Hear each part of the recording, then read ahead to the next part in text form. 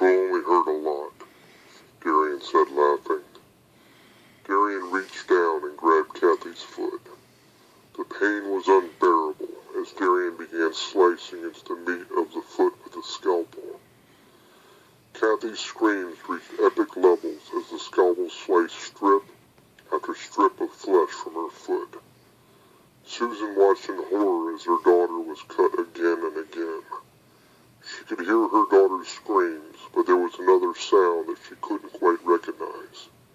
It sounded like a wounded animal howling in sorrow and fury. She listened to the sound, mesmerized by its intensity. All at once became clear to her. The sound she was listening to was her own screaming. "I have enough to get started, baby. You want to take over here?" Darrion asked. "I thought you'd never ask, baby. I can't wait to give me some of this little bitch," Heather said. Darrion took the strips over to the table and began to grind them up. "So what do you think of your little girl now, Mommy? Isn't she delicious?" "She will be once my baby cooks her up," Heather said, laughing. Susan had stopped screaming. The only sounds coming from her now were deep sobs that came from the depths of her soul. "Maybe we will cook a little bit of her up and let you try a taste, Mommy.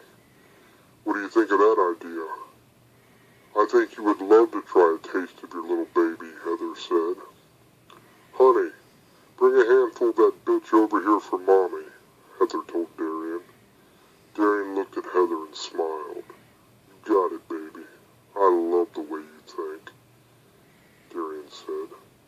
Darrion grabbed a handful of the ground-up meat from Kathy's foot and brought it over to Susan.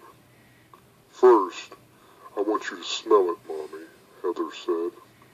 Darrion grabbed Susan by the hair and held the meat under her nose. "Smell it. Smell your daughter," Darrion said. "I want her to taste it, baby. Feed that bitch her daughter," Heather said. Darrion shoved the meat into Susan's mouth.